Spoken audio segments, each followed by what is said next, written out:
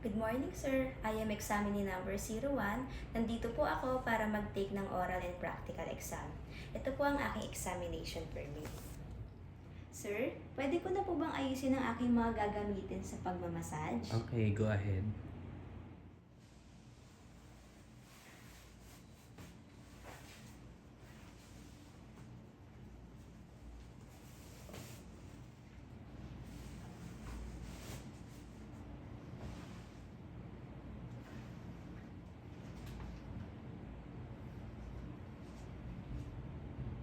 Sir, naayos ko na po ang mga gagamitin ko sa pagmamassage.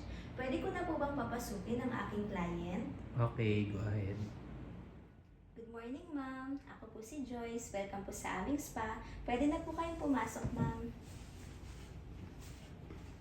Kamusta po kayo, ma'am? Ano po ang concern nila? Medyo pagod po ako sa trabaho. Gusto ko lang po sana makapag-relax ng aking katawan. May masakit po ba sa inyong katawan? Medyo masakit at mabigat po yung likod ko. Nakapagpa-check up na po ba kayo, ma'am, sa doktor? Hindi pa po eh. Sige po, ma'am. Titignan ko po kung ano ang pwede natin gawin. Okay lang po bang kuhanan ko po muna kayo ng personal information? Okay lang po. Ma'am, ano po ang inyong pangalan? Sige po, ma'am. Base po sa mga binigay po ninyong information, kukuhanan ko po kayo ng vital sign.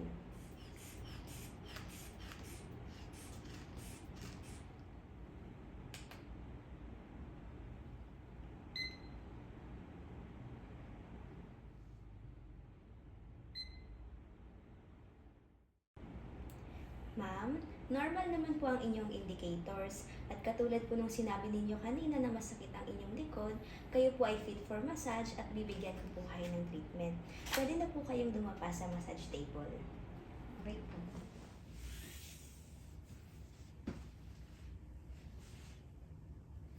Ma'am, tanggalin na po natin yung bathroom.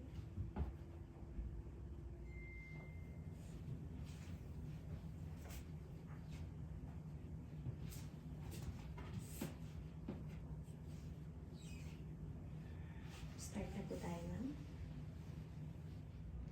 There are 5 basic strokes of massage: the effleurage, pétrissage, friction, tapotement, and vibration. The first basic stroke of massage is effleurage. Ang effleurage po ay nanggaling sa salitang French na effleur na ang ibig sabihin ay hagod. Effleurage is unbroken gliding movement repeated following the contour of the body using palm, knuckles, fingertips, or forearm. Rationale, it is used to introduce touch, applying lubricant, and is preferred as a transition stroke. The benefits of effleurage helps to increase the blood circulation and stimulation of feel-good hormones. There are 4 variations of effleurage. The first variation is one-handed. It has 3 sub-variations called the raking, the ironing, and the circular. The raking is using 2 fingertips or 5 fingertips together or apart with pressure. And the ironing is using deep palm, knuckles, or forearm.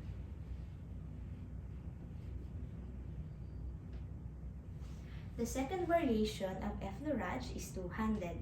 It is both hands gliding the skin simultaneously. It has 2 sub-variations called the heart shape and the circular. The heart shape is long deep stroke done by moving both hands in a heart shape motion. And the circular is one hand over or beside in a circular motion.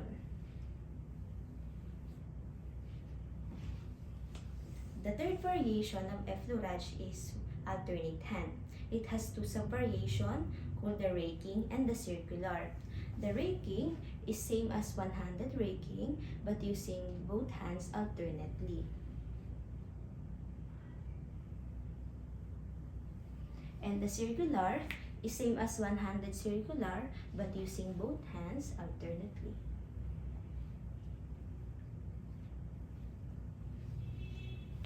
And the last variation of effleurage is nerve stroke. It is feather-light finger tracing. Now, let's move forward to the second basic stroke of massage, which is pétrissage. Ang pétrissage naman po ay nanggaling sa salitang French na pétrir, na ang ibig sabihin ay masahin. Pétrissage is a cycle of rhythmic lifting, squeezing, and releasing of tissue.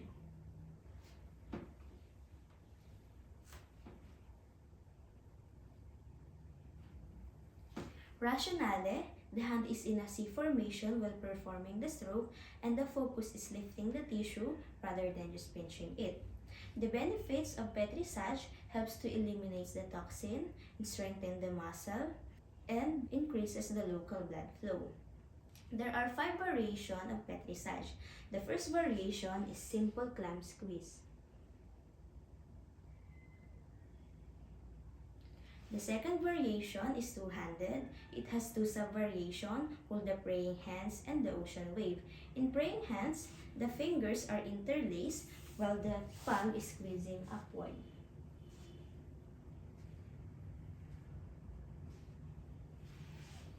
And the ocean wave, it is palm gliding the skin in opposite direction with compression.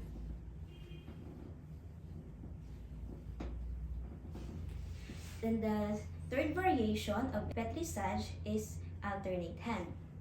It is grasp and release alternately.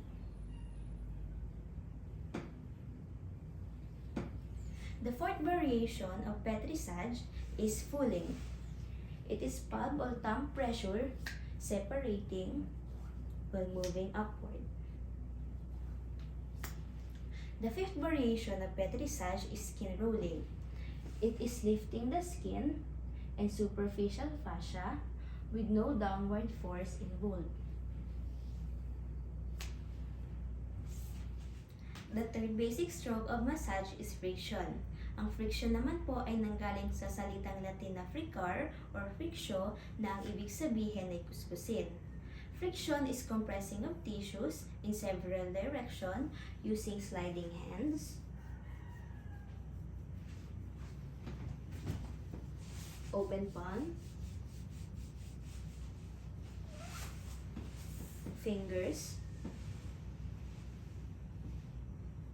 or knuckles back and forth over the skin or deeper tissue layer.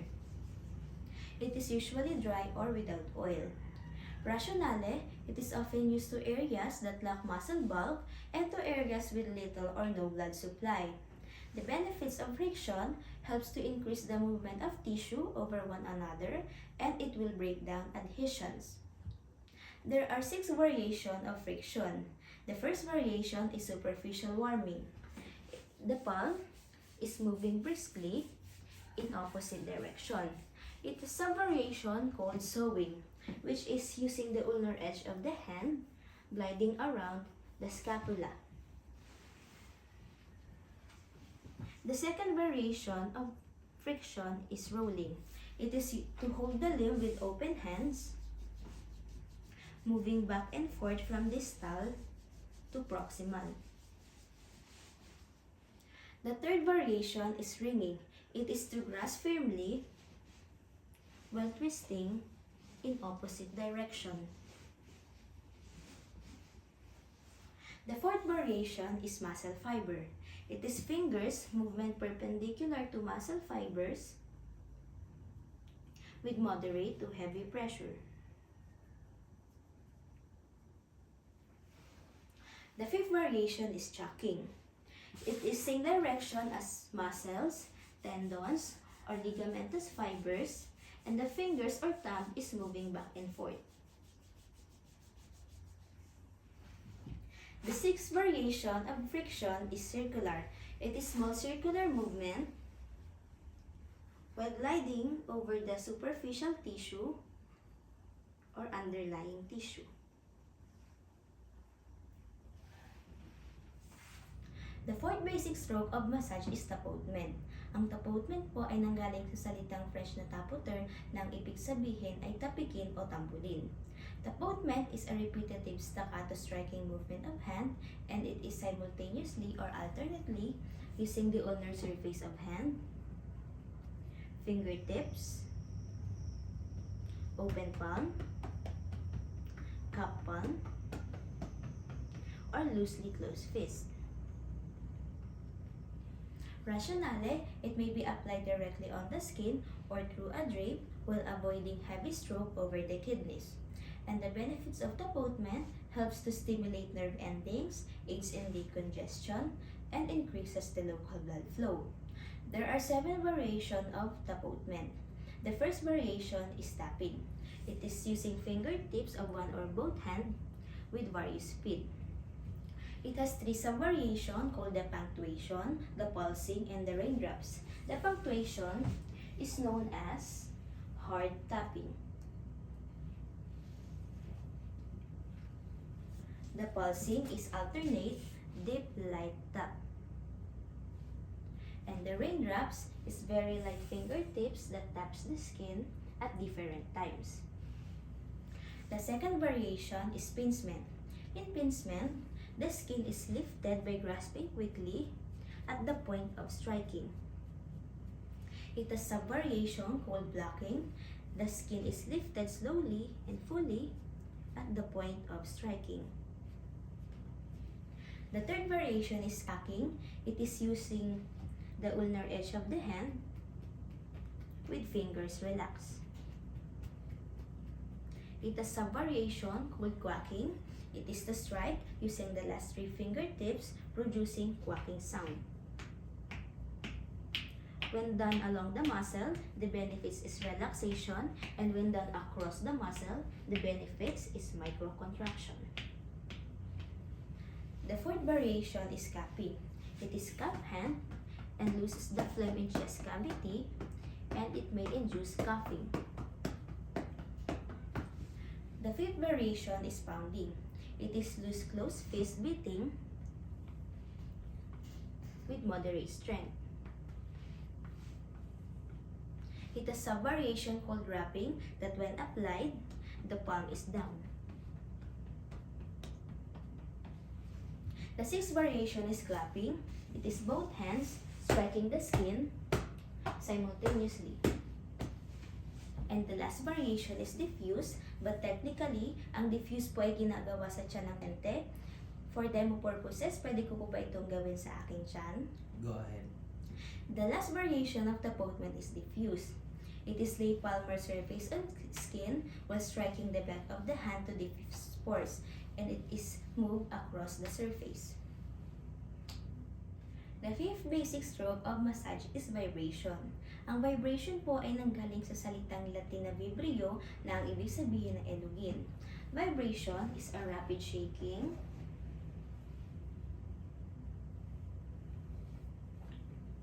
quivering,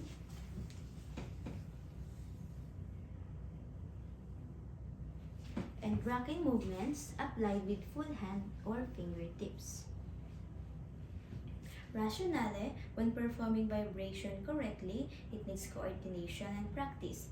And the benefits of vibration helps to stimulate nerve endings, relieve muscular tension, and decrease stress. There are 4 variations of vibration. The first variation is fine. It is fingertips trembling on skin, and the fingers and wrist is gliding along. The second variation is jostling. It is a rhythmic and vigorous shaking while moving back and forth. The third variation is coarse. It is to grasp at the most proximal distance while moving back and forth. And the last variation is rocking. It is a push and catch motion. Ma'am, tapos na po ang massage. Pwede po kayo magpahinga ng ilang sandali at babalikan ko po kayo maya-maya. Ma'am, tapos na po ang pagpapahinga. Pwede na po kayong tumagilid para maiwasan po ang pagkahilo at aalalayan ko po kayo ng dahan-dahan. Ma'am, kamusta na po ang inyong pakiramdam? Okay po, gumaan po yung pakiramdam ko. Ma'am, para ma-validate po ang inyong nararamdaman, during massage po, from 0 to 5, yung 0 po walang nararamdaman, at yung 5 po, sobrang sakit ang nararamdaman. Alin po kayo dito? 4 po. And after massage po, from 0 to 5, yung 0 po walang nararamdaman, at yung 5, sobrang sakit po ang nararamdaman. Alin na po kayo dito, ma'am? 1 po. Ma'am, mas makakabuti po sana kung magkakaroon po tayo ng session or treatment, at least 2 session po sa loob ng 1 buwan at 1 oras po bawat session. At para mas ma-improve po yung ating kalusugan, marerecommend ko po ma'am na mag-exercise po tayo araw-araw, uminom ng maraming tubig, at magpahinga po tayo ng sapat sa oras. Ma'am, may concern pa po ba sila? Wala na. Kung wala na po kayong tanong ma'am or concern, pwede ko na po kayong ihatid sa labas. Okay? Thank you so much po ma'am. See you on your next massage po. Thank you din. Ingat po sila ma'am. Sir, nakalabas na po ang aking client. Pwede ko na po bang ligpitin ang aking mga ginamit sa pagmamassage? Okay, go ahead.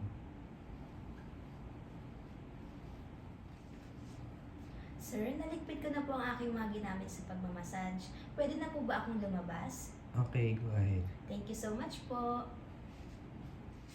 That is the end of my oral and practical demonstration. Thank you for watching.